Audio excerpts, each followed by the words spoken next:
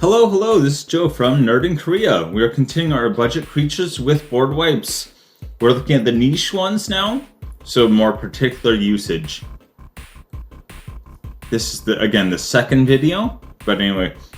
$2, alright? When I say budget, I mean $2 and under, and that's by the TCG market price. Not a sponsor, not at all, no. Why are board wipes important is an important question to ask, especially here, right? Where we're looking at the more niche ones. You want it to basically set the whole game back to zero. So if an opponent's getting ahead, you respond with one of these to get it all back to zero, basically. Because zero is better than letting them have a whole bunch of setup, right?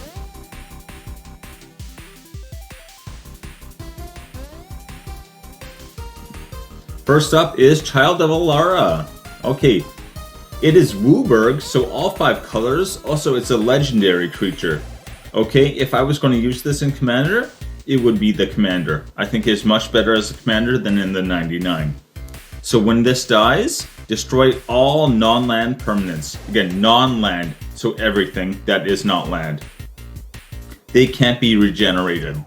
So no regeneration shenanigans.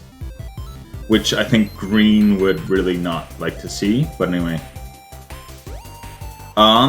This is very similar to a card we had, the Bearer of Heavens, in last video. I think with Bearer of Heavens, that is a card you might use to discourage board wipes, and this is more just because it is legendary and Wooburg. It's something to plan around, right? This is not a card you just throw into a deck. It's something you're going to want to actually have like a plan to execute. But anyway, best with graveyard recursion, right? You want to be able to get your stuff back out of the graveyard, and you want everyone else to just lose their stuff. That's ideally what you're doing with this. Anyway, 47 cents for that one. Quite.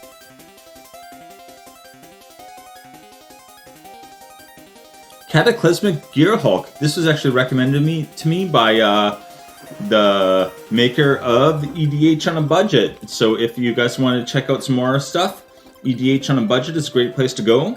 He does a lot of videos where it's very like in-depth, I think.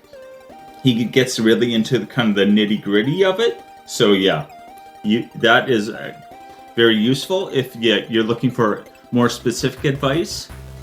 I think, yeah, he did a White Land Ramp series. That's really worth checking out.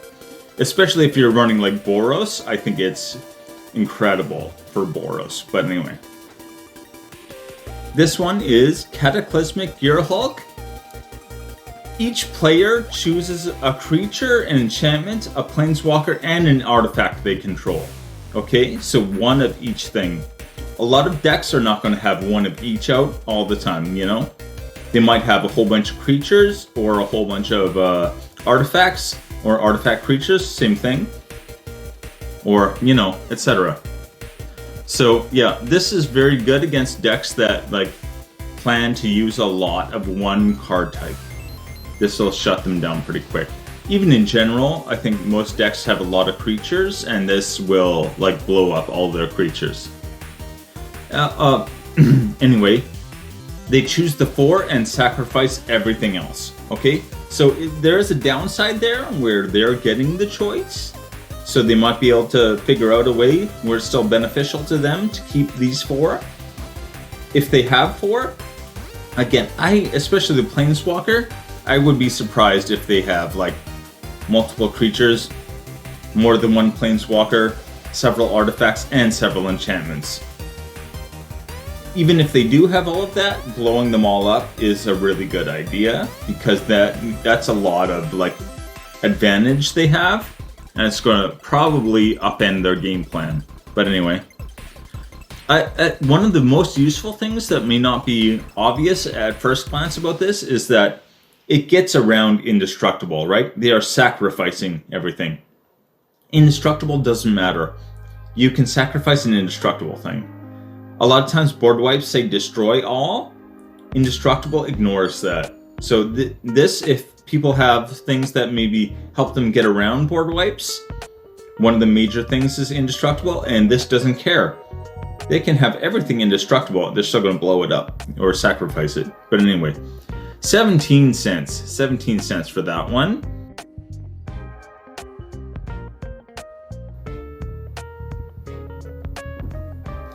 Desolation Angel. Okay, so this is maybe I'm putting it on the list, but maybe don't play this. Anyway, I'll talk about that in a sec. Okay, 3 and 2 black for a 5/4 with flying. That's not bad to start off with. And when it comes into play, destroy all lands you control. Wow, that sucks. You're blowing up all your own lands. If you pay the 2 white kicker, again the kicker is 2 white, so this is an Orzhov card, destroy all lands instead. Okay, land destruction is not... People don't like land destruction. You should not use it. This is like a closer card, I think. This is something you do if you're well ahead and you kind of don't need the lands to be able to close out the game, right? This is to make sure no one pulls any tricks kind of thing. It's not really, don't use it to just in the middle of a game drop this and blow up everyone's lands and just make the game take longer. Don't do that. So this is a bit of an etiquette card. You might want to like talk to your group about how they feel about land destruction before playing this, because if you just pull this out and drop it, they're going to be angry. If someone did this, especially in the middle of a game, if someone did this and didn't finish the game like within the next turn or two, I would be very, very irritated, okay? Anyway, 85 cents. Not bad.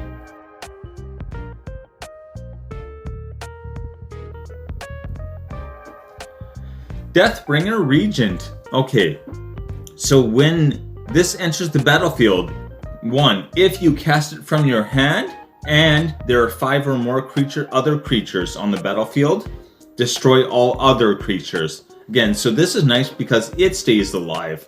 First of all, it does stay alive, and it will kill everything else as long as there's 5 or more of them. But if there's less, hey, if there's a lot less, maybe you don't even want to blow up the board. So you can still play this without blowing up the board. I think it sounds like a downside, saying there has to be 5 or more. In a multiplayer game, there's almost always going to be 5 or more. But yeah, anyway, 1-on-1, maybe less, 5 or less, you know, yeah.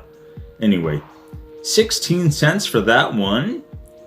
It is a flexible card. I think that's something that maybe people don't see and kind of underrated for that reason.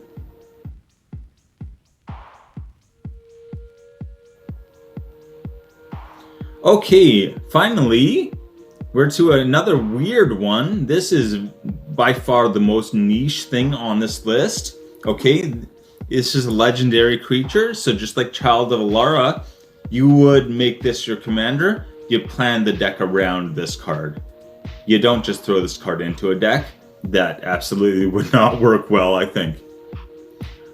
Anyway, so 2 and 2 white for a 3/3 flyer. Not too shabby, not great, but anyway. Whenever you play a spirit or arcane spell, destroy all permanents with that spell's converted mana cost. Okay, so yeah.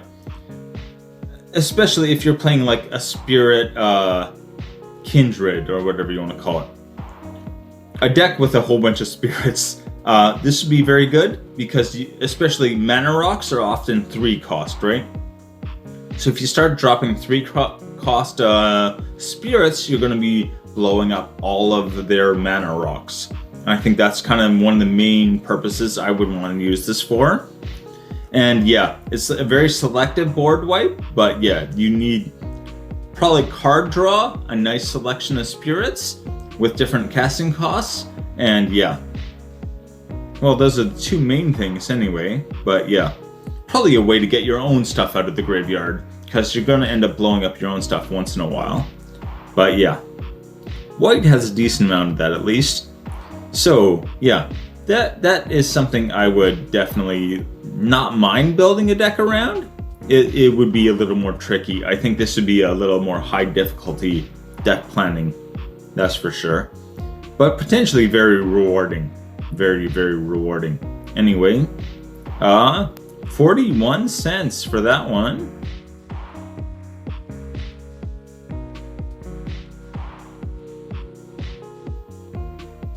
The List. 5, Child of Alara for 47 cents. Cataclysmic Gearhulk for 17 cents. Desolation Angel for 85 cents. Deathbringer Regent for 16 cents. And Celestial... I keep wanting to say Celestial instead of Celestial. Celestial Kieran, 41 cents. Oh, yes, and take it easy. Alright, see you later.